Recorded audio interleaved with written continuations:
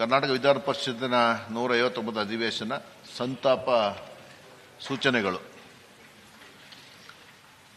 ಮಾನ್ಯ ಸಚಿವರು ಹಾಗೂ ವಿಧಾನ ಪರಿಷತ್ತಿನ ಮಾಜಿ ಸಚಿವರ ಶಾಸಕರಾಗಿದ್ದ ರಾಮಚಂದ್ರಗೌಡ, ಹಾಲಿ ವಿಧಾನಸಭೆಯ ಶಾಸಕರು ಹಾಗೂ ಸಚಿವರಾಗಿದ್ದ ಡಿ. ಸುಧಾಕರ್, ಮಾಜಿ ಸಚಿವರು ಹಾಗೂ ವಿಧಾನಸಭೆಯ ಮಾಜಿ ಶಾಸಕರಾಗಿದ್ದ ವೆಂಕಟರಮಣಪ್ಪ, ಮಾಜಿ ಸಚಿವರು ವಿಧಾನಸಭೆಯ ಮಾಜಿ ಉಪಾಧ್ಯಕ್ಷರು ಹಾಗೂ ವಿಧಾನಸಭೆಯ ಮಾಜಿ ಶಾಸಕರಾಗಿದ್ದ ಸಿ. ವೀರಣ್ಣ, ಮಾಜಿ ಸಂಸದರಾದ ಎಚ್. ಹನುಮಂತಪ್ಪ, ಬರಹಗಾರ, ಪತ್ರಕರ್ತ, ಜೀವನ ಚರಿತ್ರಕಾರ, ಸಾಮಾಜಿಕ ಕಾರ್ಯಕರ್ತ ಮತ್ತು ಪರಿಸರವಾದಿ ಡಾ. ಎಸ್. ಆರ್. ರಾಮಸ್ವಾಮಿ, ಭಾರತೀಯ ಖ್ಯಾತ ಹಿನ್ನೆಲೆ ಗಾಯಕಿ ಮತ್ತು ನಟಿ ಆಶಾ ಭೋಸ್ಲೆ, ಸಾಹಿತಿ, ರಂಗಭೂಮಿ ಹಾಗೂ ಸಿನಿಮಾ ಕಲಾವಿದರು, ಮೀನುಗಾರರ ಮುಖಂಡರು ಹಾಗೂ ಹಿರಿಯ ರಾಜಕಾರಣಿಯಾಗಿದ್ದ ರಾಮಚಂದರ್ ಬೈಕಂಪಾಡಿ, ತೂಗು ಸೇತುವೆಗಳ ಸರದಾರ ಮತ್ತು ಸಮಾಜ ಸೇವಕರಾಗಿದ್ದ ಗಿರೀಶ್ ಭಾರದ್ವಾಜ್, ಸಂಗೀತ ಲೋಕದ ಸ್ವರ ಸಾಮ್ರಾಜ್ಞಿ ಮತ್ತು ಹಿನ್ನೆಲೆ ಗಾಯಕಿಯರಾದಂಥ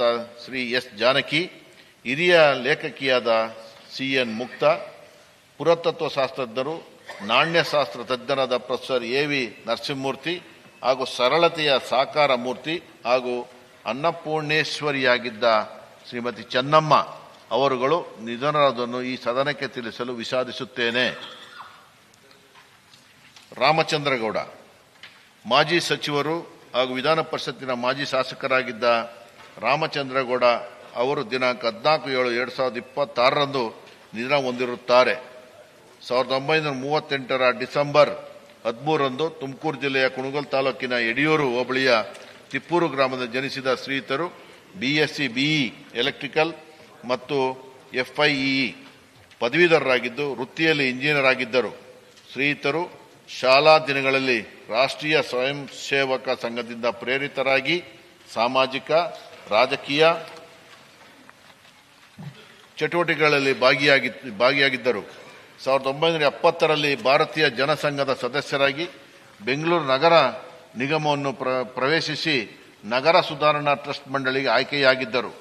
ಶ್ರೀಯುತರು 1980ರಲ್ಲಿ ಬೆಂಗಳೂರು ನಗರದ ಮೊದಲನೇ ಬಿಜೆಪಿ ಅಧ್ಯಕ್ಷರಾಗಿ ದೀರ್ಘಕಾಲದವರೆಗೆ ಬಿಜೆಪಿ ರಾಜ್ಯ ಘಟಕದ ಪ್ರಧಾನ ಕಾರ್ಯದರ್ಶಿಯಾಗಿ 1988 ರಿಂದ 94, 2000, 2006, 2012 ಮತ್ತು 2018ರವರೆಗೆ ಬೆಂಗಳೂರು ಪದವಿ ಕ್ಷೇತ್ರ ವಿಧಾನ ಪರಿಷತ್ ಶಾಸಕರಾಗಿ ಆಯ್ಕೆಯಾಗಿ ಸೇವೆ ಸಲ್ಲಿಸಿದ್ದರು. ರೇಷ್ಮೆ ಸಚಿವರಾಗಿ, ಯೋಜನೆ ಮತ್ತು ಸಾಂಖ್ಯಿಕ ಸಚಿವರಾಗಿ, ಸಣ್ಣ ಉಳಿತಾಯ ಮತ್ತು ಲಾಟರಿ ಸಚಿವರಾಗಿ, ವಿಜ್ಞಾನ ಮತ್ತು ತಂತ್ರಜ್ಞಾನ ಸಚಿವರಾಗಿ ಹಾಗೂ ವೈದ್ಯಕೀಯ ಶಿಕ್ಷಣ ಸಚಿವರಾಗಿ 1970 ರಿಂದ 75 ಮತ್ತು 83 ರಿಂದ 88ರವರೆಗೆ ಬೆಂಗಳೂರು ಮಹಾನಗರ ಪಾಲಿಕೆಯ ಕಾರ್ಪೊರೇಟರ್ ಆಗಿ ಹಾಗೂ ರಾಜ್ಯ ಯೋಜನಾ ಮಂಡಳಿ ಉಪಾಧ್ಯಕ್ಷ ಸೇವೆ ಸಲ್ಲಿಸಿದ್ದರು. ಶ್ರೀಯುತರ ನಿಧನದಿಂದಾಗಿ ರಾಜ್ಯವು ಹಿರಿಯ ರಾಜಕಾರಣಿಯೊಬ್ಬರನ್ನು ಕಳೆದುಕೊಂಡಂತಾಗಿದೆ. ಶ್ರೀ ಡಿ. ಸುಧಾಕರ್, ಹಾಲಿ ವಿಧಾನಸಭೆಯ ಶಾಸಕರು ಹಾಗೂ ಸಚಿವರಾಗಿದ್ದ ಶ್ರೀ ಡಿ. ಸುಧಾಕರ್ ಅವರು ದಿನಾಂಕ 10/5/2026 ನಿಧನ ಹೊಂದಿರುತ್ತಾರೆ. 1961 ಮಾರ್ಚ್ 28 ಚಿತ್ರದುರ್ಗ ಜಿಲ್ಲೆಯ ಚಳ್ಳಕೆರೆ ಜನಿಸಿದ ಶ್ರೀಯುತರು ಬಿಕಾಂ ಪದವೀಧರರಾಗಿದ್ದು ವೃತ್ತಿಯಲ್ಲಿ ಉದ್ಯಮಿಯಾಗಿದ್ದರು. ಶ್ರೀಯುತರು 2004, 2008, 2013, 2023ರ ಅವಧಿಯಲ್ಲಿ ವಿಧಾನಸಭೆಯ ಸದಸ್ಯರಾಗಿ ಮತ್ತು ಸಮಾಜ ಕಲ್ಯಾಣ ಹಾಗೂ ಕ್ರೀಡಾ ಸಚಿವರಾಗಿ ಹಾಗೂ 2023ರಲ್ಲಿ ಯೋಜನೆ ಮತ್ತು ಸಾಂಖ್ಯಿಕ ಹಾಗೂ ಚಿತ್ರದುರ್ಗ ಜಿಲ್ಲಾ ಉಸ್ತುವಾರಿ ಸಚಿವರಾಗಿ ಸೇವೆಯನ್ನು ಸಲ್ಲಿಸಿದ್ದರು. 2004, 2007, 2014, 2019, 2024ರಲ್ಲಿ ಡಿಸಿಸಿ ಬ್ಯಾಂಕ್ನ ಅಧ್ಯಕ್ಷರಾಗಿ ಹಾಗೂ 2016 ರಿಂದ 2018ರವರೆಗೆ ಕರ್ನಾಟಕ ರಾಜ್ಯ ಎಲೆಕ್ಟ್ರಾನಿಕ್ಸ್ ಅಭಿವೃದ್ಧಿ ನಿಗಮ ಲಿಮಿಟೆಡ್ನ ಕ್ಯೂನಿಕ್ಸ್ನ ಅಧ್ಯಕ್ಷರಾಗಿ ಸೇವೆ ಸಲ್ಲಿಸಿದ್ದು, ಬ್ಯಾಂಕ್ ಮೂಲಕ ಶೂನ್ಯ ಬಡ್ಡಿ ದರದಲ್ಲಿ ರೈತರಿಗೆ 3 ಲಕ್ಷ ರೂಪಾಯಿಗಳವರೆಗೆ ಸಾಲ ವಿತರಣೆ, ಮಹಿಳಾ ಸ್ವಸಹಾಯ ಸಂಗಮ ಗುಂಪುಗಳಿಗೆ ಸೌಲಭ್ಯಗಳನ್ನು ವಿತರಿಸಲು ಕ್ರಮ ವಹಿಸಿದ್ದರು. ವಿವಿ ಸಾಗರ ಮತ್ತು ಗಾಯತ್ರಿ ಜಲಾಶಯದಿಂದ ತಾಲೂಕಿನ 112 ಹಳ್ಳಿಗಳಿಗೆ ಕುಡಿಯುವ ನೀರು ಪೂರೈಸುವ ಬೃಹತ್ ಯೋಜನೆ ಜಾರಿಗೊಳಿಸುವಲ್ಲಿ ಪ್ರಮುಖ ಪಾತ್ರ ವಹಿಸಿದ್ದರು ಹಾಗೂ ಭದ್ರಾ ಮೇಲ್ದಂಡೆ ಯೋಜನೆಯನ್ನು ತ್ವರಿತಗೊಳಿಸಲು ವಿಶೇಷ ಕಾಳಜಿ ವಹಿಸಿದ್ದರು. ಬರಗಾಲದ ಸಮಯದಲ್ಲಿ ರೈತರ ದನಕರುಗಳಿಗಾಗಿ ಸುಮಾರು 500 ಎಕರೆ ಸರ್ಕಾರಿ ಜಮೀನಲ್ಲಿ ಮೇವು ಬೆಳೆಸಿ ಉಚಿತವಾಗಿ ವಿತರಿಸಿ ಇಡೀ ರಾಜ್ಯಕ್ಕೆ ಮಾದರಿಯಾಗಿದ್ದರು. 2024 ಸಾಲಿನ ಸಹಕಾರ ರತ್ನ ಪ್ರಶಸ್ತಿಗೂ ಭಾಜನರಾಗಿದ್ದರು. ಶ್ರೀಯುತರ ನಿಧನದಿಂದಾಗಿ ರಾಜ್ಯವು ಹಿರಿಯ ರಾಜಕಾರಣಿಯೊಬ್ಬರನ್ನು ಕಳೆದುಕೊಂಡಂತಾಗಿದೆ. ಮಾಜಿ ಸಚಿವರು ಹಾಗೂ ವಿಧಾನಸಭೆಯ ಮಾಜಿ ಶಾಸಕರಾಗಿದ್ದ ವೆಂಕಟರಮಣಪ್ಪವರು ದಿನಾಂಕ 29/5/2026 ನಿಧನ ಹೊಂದಿರುತ್ತಾರೆ. 1945 ಮಾರ್ಚ್ 15ರಂದು ಪಾವಗಡ ತಾಲೂಕಿನ ಹನುಮಂತನಹಳ್ಳಿ ಗ್ರಾಮದ ಜನಿಸಿದ್ದ ಶ್ರೀಯುತರು SSLC ವರೆಗೆ ವ್ಯಾಸಂಗ ಮಾಡಿದ್ದು ವೃತ್ತಿಯಲ್ಲಿ ಕೃಷಿಕರಾಗಿದ್ದರು. 1967ರಲ್ಲಿ ಗ್ರಾಮ ಪಂಚಾಯತ್ ಸದಸ್ಯರಾಗಿ ರಾಜಕೀಯ ಜೀವನವನ್ನು ಪ್ರಾರಂಭಿಸಿ 1989, 1999 ಮತ್ತು 2008 ಮತ್ತು 2018ರಲ್ಲಿ ವಿಧಾನಸಭೆ ಶಾಸಕರಾಗಿ ಕಾರ್ಯನಿರ್ವಹಿಸಿದ ಶ್ರೀಯುತರು ಜವಳಿ ಮತ್ತು ರೇಷ್ಮೆ ಸಚಿವರಾಗಿ, ಸಣ್ಣ ಕೈಗಾರಿಕಾ ಸಚಿವರಾಗಿ ಹಾಗೂ ಕಾರ್ಮಿಕ ಸಚಿವರಾಗಿ ಸೇವೆ ಸಲ್ಲಿಸಿದ್ದರು. ಶ್ರೀಯುತರು VSSN ಅಧ್ಯಕ್ಷರಾಗಿ, ಪನ್ನಸಮುದ್ರ ಮಂಡಲ ಪಂಚಾಯಿತಿ ಸದಸ್ಯರಾಗಿ ಕಾರ್ಯನಿರ್ವಹಿಸಿದ್ದರು.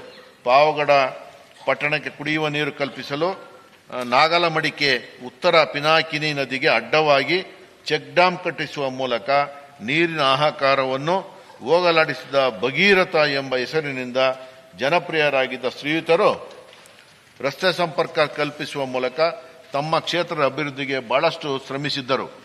ತುಮಕೂರು ರಾಯದುರ್ಗ ರೈಲು ಯೋಜನೆ ಅನುಷ್ಠಾನದಲ್ಲಿ ಪ್ರಮುಖ ಪಾತ್ರ ವಹಿಸಿದ್ದರು.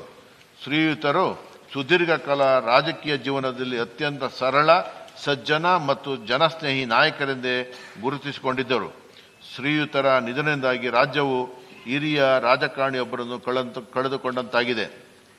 ಶ್ರೀ ಸಿ ವೀರಣ್ಣ, ಮಾಜಿ ಸಚಿವರು, ವಿಧಾನಸಭೆಯ ಮಾಜಿ ಉಪಾಧ್ಯಕ್ಷರು ಹಾಗೂ ವಿಧಾನಸಭೆಯ ಮಾಜಿ ಶಾಸಕರಾಗಿದ್ದ ಸಿ ವೀರಣ್ಣ ಅವರು ದಿನಾಂಕ 24/7/2026ರಂದು ನಿಧನ ಹೊಂದಿರುತ್ತಾರೆ. 1940 ಏಪ್ರಿಲ್ 23ರಂದು ತುಮಕೂರು ಜಿಲ್ಲೆಯ ಕೊರಟಗೆರೆಯಲ್ಲಿ ಜನಿಸಿದ್ದ ಶ್ರೀಯುತರು BA BL ಪದವೀಧರರಾಗಿದ್ದು ವೃತ್ತಿಯಲ್ಲಿ ವಕೀಲರಾಗಿದ್ದರು.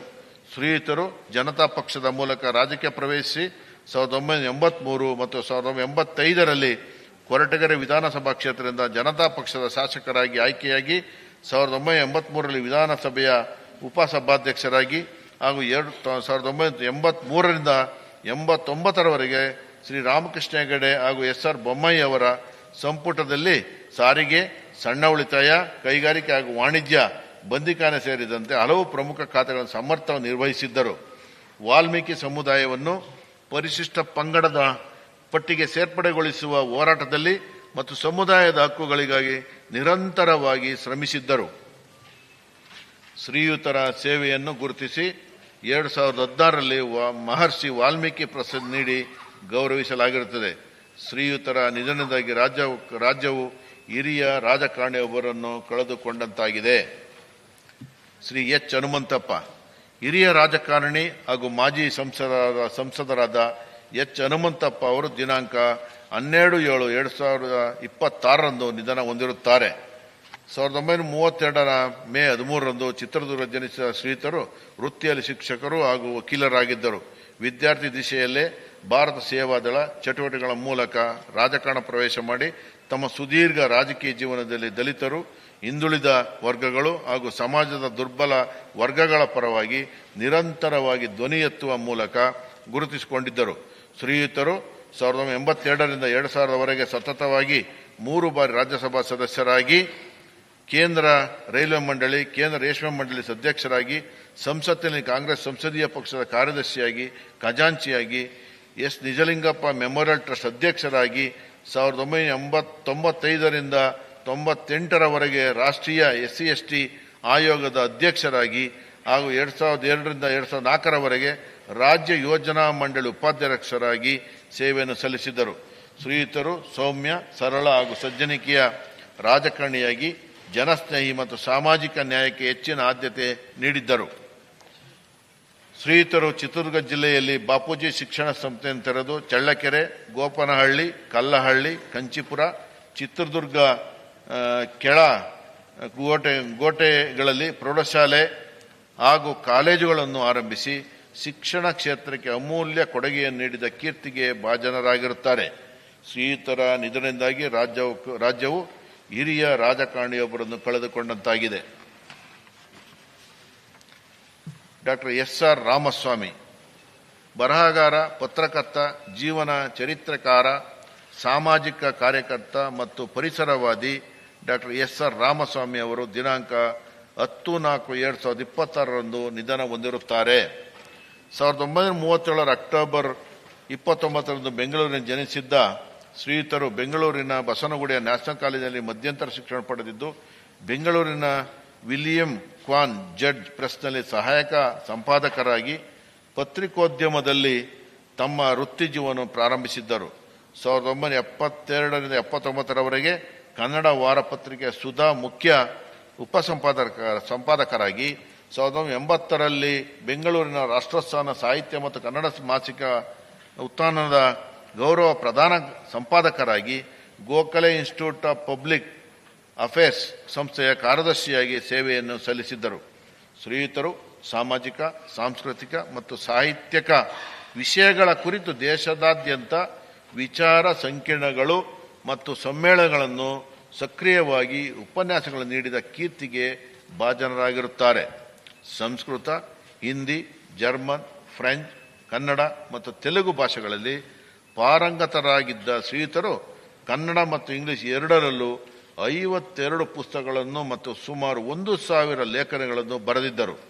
ಪ್ರಸಿದ್ಧ ರಷ್ಯಾದ ವರ್ಣಚಿತ್ರಕಾರ ಸ್ವ್ಯಾಟೋಸ್ಲಾವ್ ರೋರಿಚ್ ಅವರ ಆರ್ಟ್ ಕ್ಯಾಟಲಾಗ್ ಬರಹಕ್ಕೆ ಪ್ರಾಮುಖ್ಯತೆ ಪಡೆದು ಪ್ರಪಂಚದಾದ್ಯಂತ ವಿವಿಧ ದೇಶಗಳಲ್ಲಿ ವರ್ಣಚಿತ್ರಕಾರರು ಆಯೋಜಿಸಿದ್ದ ಅವರ ಅನೇಕ ವರ್ಣಚಿತ್ರಗಳು ಮತ್ತು ಪ್ರದರ್ಶನಗಳನ್ನು ದಾಖಲಿಸಿದ್ದಾರೆ.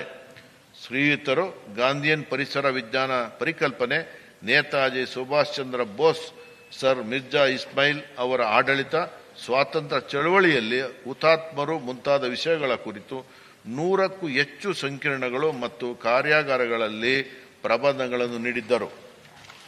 ಶ್ರೀಯುತರು 5 ದಶಕಗಳಿಗೂ ಹೆಚ್ಚು ಕಾಲ ಸಾಹಿತ್ಯ ಮತ್ತು ಪತ್ರಿಕೋದ್ಯಮದಲ್ಲಿ ಸಕ್ರಿಯರಾಗಿದ್ದರು ಮತ್ತು ಸ್ವದೇಶಿ ಚಳವಳಿಯ ಕಟ್ಟ ಪ್ರತಿಪಾದಕರಾಗಿ ಗ್ರಾಮೀಣಾಭಿವೃದ್ಧಿಗಾಗಿ, ಸ್ವಆಡಳಿತ ಮತ್ತು ಉತ್ತಮ ಆಡಳಿತಕ್ಕಾಗಿ ಗ್ರಾಮೀಣ ಜನಸಂಖ್ಯೆಯನ್ನು ಸಬಲೀಕರಣಗೊಳಿಸಲು ಕಾರ್ಯತತ್ಪರರಾಗಿದ್ದರು. ಶ್ರೀಯುತರು ಕೆನರಾ ಬ್ಯಾಂಕ್ ಪ್ರಶಸ್ತಿ, ಕರ್ನಾಟಕ ಸಾಹಿತ್ಯ ಅಕಾಡೆಮಿ ಪ್ರಶಸ್ತಿ, ಆರ್ಯಭಟ ಪ್ರಶಸ್ತಿ, ಕರ್ನಾಟಕ ರಾಜ್ಯೋತ್ಸವ ಪ್ರಶಸ್ತಿ, ಮಿಥಿಕ್ ಸೊಸೈಟಿ ಶತಮಾನೋತ್ಸವ ಪ್ರಶಸ್ತಿ, ಡಿವಿಜಿ ಪ್ರಶಸ್ತಿ, ನಾಡೋಜ ಪ್ರಶಸ್ತಿಗಳಿಗೆ ಭಾಜನರಾಗಿದ್ದರು. ಶ್ರೀಯುತರ ನಿಧನದಾಗಿ ರಾಜ್ಯವು ಹಿರಿಯ ಸಾಮಾಜಿಕ ಕಾರ್ಯಕರ್ತರೊಬ್ಬರನ್ನು ಕಳೆದುಕೊಂಡಂತಾಗಿದೆ. ಆಶಾ ಭೋಸ್ಲೆ ಭಾರತೀಯ ಖ್ಯಾತ ಹಿನ್ನೆಲೆ ಗಾಯಕಿ ಮತ್ತು ನಟಿಯಾಗಿದ್ದ ಪದ್ಮ ವಿಭೂಷಣ ಪರಿಷ್ಕೃತೆ ಆಶಾ ಭೋಸ್ಲೆ ಅವರು ದಿನಾಂಕ 12/4/2026 ನಿಧನ ಹೊಂದಿರುತ್ತಾರೆ.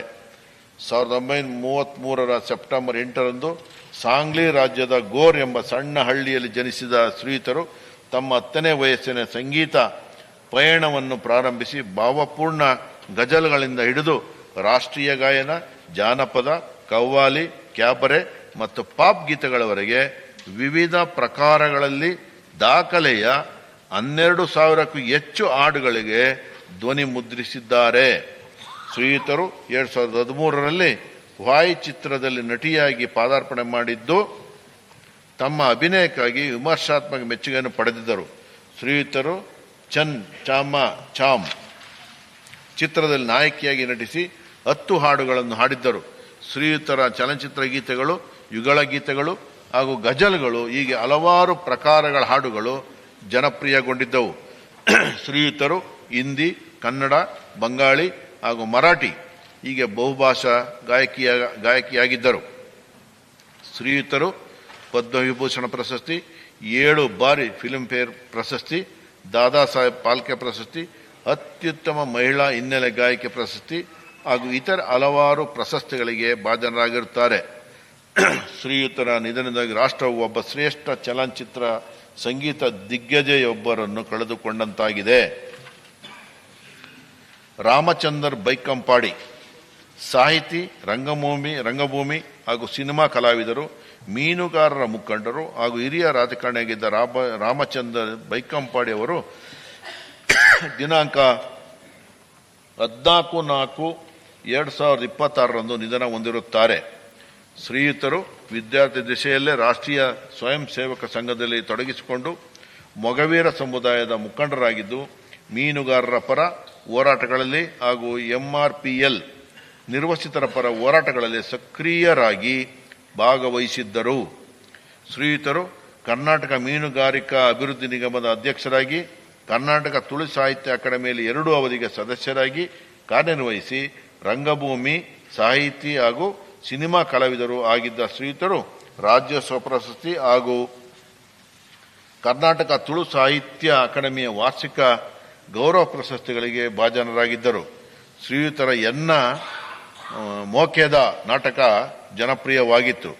ಶ್ರೀಯುತರ ನಿಧನದಾಗಿ ರಾಜ್ಯವು ಹಿರಿಯ ಸಾಹಿತಿ ಹಾಗೂ ರಂಗಭೂಮಿ ಕಲಾವಿದರೊಬ್ಬರನ್ನು ಕಳೆದುಕೊಂಡಂತಾಗಿದೆ. ಡಾಕ್ಟರ್ ಗಿರೀಶ್ ಭಾರದ್ವಾಜ್ ತೂಗು ಸೇತುವೆಗಳ ಸರದಾರ ಹಾಗೂ ಸಮಾಜ ಸೇವಕರಾಗಿದ್ದ ಪದ್ಮಶ್ರೀ ಪುರಸ್ಕೃತ ಡಾಕ್ಟರ್ ಗಿರೀಶ್ ಭಾರದ್ವಾಜ್ ಅವರು ದಿನಾಂಕ 7/7/2026 ನಿಧನ ಹೊಂದಿರುತ್ತಾರೆ. 1950 ಮೇ 2 ಸುಳ್ಯ ತಾಲೂಕಿನ ಅಲಟ್ಟಿ ಗ್ರಾಮದ ಆರಂಬೂರಿನಲ್ಲಿ ಜನಿಸಿದ್ದ ಶ್ರೀಯುತರು ಮೆಕ್ಯಾನಿಕಲ್ ಇಂಜಿನಿಯರಿಂಗ್ ಪದವೀಧರರಾಗಿದ್ದು 1989 ದಕ್ಷಿಣ ಕನ್ನಡದ ಆರಂಬೂರಿನಲ್ಲಿ ಪಯಸ್ವಿನಿ ನದಿಗೆ ಅಡ್ಡಲಾಗಿ ತಮ್ಮ ಮೊದಲ ನೇತಾಡುವ ಪಾದಚಾರಿ ಸೇತುವೆಯನ್ನು ನಿರ್ಮಿಸಿ ಕಷ್ಟಕರ ಭೂ ಪ್ರದೇಶಗಳಿಂದ ಬೇರ್ಪಟ್ಟ ಹಳ್ಳಿಗಳಿಗೆ ಸಂಪರ್ಕವನ್ನು ಸುಧಾರಿಸುವತ್ತ ಶ್ರೀಯುತರು ತಮ್ಮ ವೃತ್ತಿ ಜೀವನವನ್ನು ಆರಂಭಿಸಿ ಗುರುತಿಸಿಕೊಂಡಿದ್ದರು. ಸುಮಾರು 145ಕ್ಕೂ ಹೆಚ್ಚು ತೂಗು ಸೇತುವೆಗಳನ್ನು ವಿನ್ಯಾಸಗೊಳಿಸಿ ನಿರ್ಮಿಸಿದ್ದ ಶ್ರೀಯುತರನ್ನು ಸೇತುಬಂಧು ಮತ್ತು ಭಾರತದ ಸೇತುವೆಗಾರ ಎಂಬ ಬಿರುದನ್ನು ತಮ್ಮ ಮುಡಿಗೇರಿಸಿಕೊಂಡಿದ್ದರು. ಗ್ರಾಮೀಣ ಸಂಪರ್ಕಕ್ಕೆ ಶ್ರೀಯುತರ ಕೊಡುಗೆಯನ್ನು ಗುರುತಿಸಿ ಕೇಂದ್ರ ಸರ್ಕಾರವು ಪದ್ಮಶ್ರೀ ಪ್ರಶಸ್ತಿ, ರಾಜ್ಯ ಸರ್ಕಾರದ ರಾಜ್ಯೋತ್ಸವ ಪ್ರಶಸ್ತಿ ಹಾಗೂ ವಿಶ್ವೇಶ್ವರಾಯ ತಾಂತ್ರಿಕ ವಿಶ್ವವಿದ್ಯಾಲಯವು ಗೌರವ ಡಾಕ್ಟರೇಟ್ ಪ್ರಶಸ್ತಿಗಳಿಗೆ ಭಾಜನರಾಗಿರುತ್ತಾರೆ. ಶ್ರೀಯುತರ ನಿಧನ ರಾಜ್ಯವು ತೂಗು ಸೇತುವೆಗಳ ಸರದಾರರೊಬ್ಬರನ್ನು ಕಳೆದುಕೊಂಡಂತಾಗಿದೆ. ಡಾಕ್ಟರ್ ಎಸ್ ಜಾನಕಿ ಸಂಗೀತ ಲೋಕದ ಸ್ವರ ಸಾಮ್ರಾಜ್ಞಿ ಮತ್ತು ಹಿನ್ನೆಲೆ ಗಾಯಕಿಯಾಗಿದ್ದ ಡಾಕ್ಟರ್ ಎಸ್ ಜಾನಕಿ ಅವರು ದಿನಾಂಕ 11/7/2026 ನಿಧನ ಹೊಂದಿರುತ್ತಾರೆ.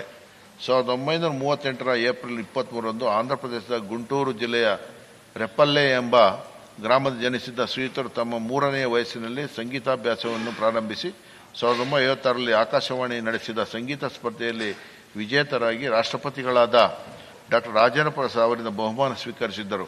ಶ್ರೀಯುತರು ಜಾನಕಿ ಅಮ್ಮ ಮತ್ತು ದಕ್ಷಿಣ ಭಾರತದ ನೈಟಿಂಗೇಲ್ ಎಂದು ವ್ಯಾಪಕವಾಗಿ ಪ್ರಸಿದ್ಧರಾಗಿದ್ದರು ಹಾಗೂ ಭಾರತೀಯ ಸಂಗೀತ ಇತಿಹಾಸದಲ್ಲಿ ಶ್ರೇಷ್ಠ ಮತ್ತು ಅತ್ಯಂತ ಪ್ರಭಾವಶಾಲಿ ಗಾಯಕಿಯರಲ್ಲಿ ಒಬ್ಬರೆಂದು ಪರಿಗಣಿಸಲ್ಪಟ್ಟಿದ್ದರು. ಶ್ರೀಯುತರು ಚಲನಚಿತ್ರಗಳು, ಆಲ್ಬಂಗಳು, ದೂರದರ್ಶನ ಮತ್ತು ರೇಡಿಯೋಗಳಲ್ಲಿ 48,000ಕ್ಕೂ ಹೆಚ್ಚು ಹಾಡುಗಳನ್ನು ರೆಕಾರ್ಡ್ ಮಾಡಿದ್ದು, ಇದರಲ್ಲಿ 20ಕ್ಕೂ ಹೆಚ್ಚು ಭಾರತೀಯ ಭಾಷೆಗಳಲ್ಲಿ ಕನ್ನಡ, ತಮಿಳು, ತೆಲುಗು, ಮಲಯಾಳಂ, ಒಡಿಯಾ, ಹಿಂದಿ, ಸಿಂಹಳ, ತುಳು, ಬಡಗ, ಬಂಗಾಳಿ, ಉರ್ದು, ಪಂಜಾಬಿ, ಕೊಂಕಣಿ, ಮರಾಠಿ, ಸಿಂಧಿ ಮತ್ತು ಕೆಲವು ವಿದೇಶಿ ಭಾಷೆಗಳಾದ ಜಪಾನಿ, ಲ್ಯಾಟಿನ್, ಅರೇಬಿಕ್ಗಳಲ್ಲಿ ಏಕ ವ್ಯಕ್ತಿ ಯುಗಳ ಗೀತೆಗಳು, ಕೋರಸ್ ಮತ್ತು ಶೀರ್ಷಿಕೆ ಗೀತೆಗಳು ಸೇರಿದ್ದು, ಕನ್ನಡದಲ್ಲಿ ಅತಿ ಹೆಚ್ಚು ಹಾಡುಗಳನ್ನು ಆಡಿದ ಶ್ರೀಯುತರು ಅಭಿವ್ಯಕ್ತಿ ಮತ್ತು ಸಮನ್ವಯತೆಯ ರಾಣಿ ಎಂದು ವ್ಯಾಪಕವಾಗಿ ಮೆಚ್ಚುಗೆಯನ್ನು ಪಡೆದಿದ್ದರು. ಶ್ರೀಯುತರು ಮೈಸೂರು ವಿಶ್ವವಿದ್ಯಾಲಯದಿಂದ ಗೌರವ ಡಾಕ್ಟರೇಟ್ ಪದವಿ, ರಾಜ್ಯೋತ್ಸವ ಪ್ರಶಸ್ತಿ ಹಾಗೂ 10 ಹಲವಾರು ಪ್ರಶಸ್ತಿಗಳಿಗೆ ಭಾಜನರಾಗಿದ್ದರು. ಶ್ರೀಯುತರ ನಿಧನದಾಗಿ ರಾಷ್ಟ್ರವು ಶ್ರೇಷ್ಠ ಹಿನ್ನೆಲೆ ಗಾಯಕಿಯೊಬ್ಬರನ್ನು ಕಳೆದುಕೊಂಡಂತಾಗಿದೆ. CN ಮುಕ್ತಾ ಹಿರಿಯ ಲೇಖಕಿಯಾದ CN ಮುಕ್ತಾ ಅವರು ದಿನಾಂಕ 10/7/2026 ನಿಧನ ಹೊಂದಿರುತ್ತಾರೆ. 1951 ಏಪ್ರಿಲ್ 30 ಚಿತ್ರದುರ್ಗ ಜನಿಸಿದ ಶ್ರೀಯುತರು BA ಮತ್ತು B.Ed ಪದವೀಧರರಾಗಿದ್ದು, ವೃತ್ತಿಯಲ್ಲಿ ಶಿಕ್ಷಕಿಯಾಗಿದ್ದರೂ ಕತೆ, ಕಾದಂಬರಿ ಬರಹಗಳಲ್ಲಿ ಆಸಕ್ತಿ ಹೊಂದಿದ್ದರು. ಶ್ರೀಯುತರು ಪ್ರೌಢಶಾಲಾ ಉಪಾಧ್ಯಾಯಿನಿಯಾಗಿ, ಮುಖ್ಯೋಪಾಧ್ಯಾಯಿನಿಯಾಗಿ ಸೇವೆಯನ್ನು ಸಲ್ಲಿಸಿದ್ದರು. ಶ್ರೀಯುತರ ಮೊದಲ ಕಾದಂಬರಿ ಆಶ್ರಯ ಪ್ರಜಾಮತ ಪತ್ರಿಕೆಯಲ್ಲಿ ಹಾಗೂ ಹಲವಾರು ಕಥೆಗಳು ಮಲ್ಲಿಗೆ, ಸುಧಾ ವಾರಪತ್ರಿಕೆಗಳು ಪ್ರಕಟಗೊಂಡಿತು. ಶ್ರೀಯುತರ ಸುಖದ ಸೋಪಾನ, ಕ್ಷಮೆಯ ಧರಿತ್ರಿ, ದಡ ಸೇರಿದ ನೌಕೆ, ಜೀವನ ಚಕ್ರ, ಅಮೃತಮಯಿ, ವಿಮುಕ್ತಿ ಪ್ರಸಿದ್ಧ ಕಾದಂಬರಿಗಳು ಪ್ರಮುಖ ವಾರಪತ್ರಿಕೆಗಳಲ್ಲಿ ಧಾರಾವಾಹಿಯಾಗಿ ಪ್ರಕಟಗೊಂಡಿದ್ದವು. ಶ್ರೀಯುತರ 75ಕ್ಕೂ ಅಧಿಕ ಕಾದಂಬರಿ ಹಾಗೂ 15ಕ್ಕೂ ಅಧಿಕ ಕಥಾಸಂಕಲನಗಳು ಪ್ರಕಟವಾಗಿವೆ. ಸಾಹಿತ್ಯದ ಎಲ್ಲ ಪ್ರಕಾರಗಳ ಬರವಣಿಗೆಯಲ್ಲಿಯೂ ತೊಡಗಿಸಿಕೊಂಡಿದ್ದ ಶ್ರೀಯುತರು ಆರ್ಯಭಟ ಪ್ರಶಸ್ತಿ, ಅತ್ತಿಮಬ್ಬೆ ಪ್ರಶಸ್ತಿ, ತ್ರಿವೇಣಿ ಪ್ರಶಸ್ತಿ ಹಾಗೂ ರಾಜ್ಯೋತ್ಸವ ಪ್ರಶಸ್ತಿಗಳಿಗೆ ಭಾಜನರಾಗಿರುತ್ತಾರೆ. ಶ್ರೀಯುತರ ನಿಧನದಿಂದಾಗಿ ರಾಜ್ಯವು ಹಿರಿಯ ಲೇಖಕರೊಬ್ಬರನ್ನು ಕಳೆದುಕೊಂಡಂತಾಗಿದೆ.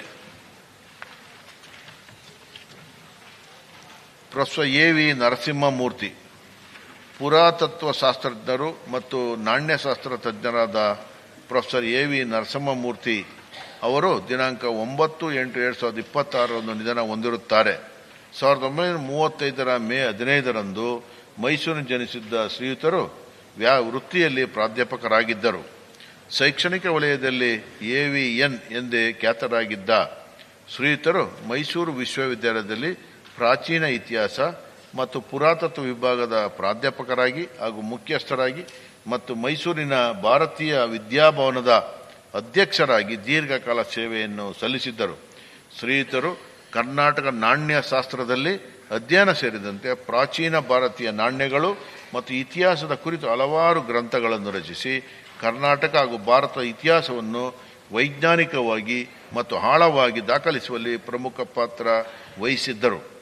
ಶ್ರೀಯುತರು ಭಾರತೀಯ ನಾಣ್ಯಶಾಸ್ತ್ರಕ್ಕೆ ಮೌಲ್ಯಯುತ ಕೊಡುಗೆಗಳನ್ನು ನೀಡಿ ನಾಣ್ಯಶಾಸ್ತ್ರ ಸೊಸೈಟಿ ಆಫ್ ಇಂಡಿಯಾದ ಬೆಳ್ಳಿ ಪದಕ ಹಾಗೂ ಪ್ರತಿಷ್ಠಿತ ರಾಷ್ಟ್ರಕವಿ ಗೋವಿಂದ ಪೈ ಪ್ರಶಸ್ತಿ, ಪುರಾತತ್ವ ರತ್ನ ಪ್ರಶಸ್ತಿ ಹಾಗೂ ರಾಜ್ಯೋತ್ಸವ ಪ್ರಶಸ್ತಿಗಳಿಗೆ ಭಾಜನರಾಗಿರುತ್ತಾರೆ. ಶ್ರೀಯುತರ ನಿಧನದಿಂದಾಗಿ ರಾಷ್ಟ್ರ ಹಿರಿಯ ನಾಣ್ಯಶಾಸ್ತ್ರ ತಜ್ಞರೊಬ್ಬರನ್ನು ಕಳೆದುಕೊಂಡಂತಾಗಿದೆ.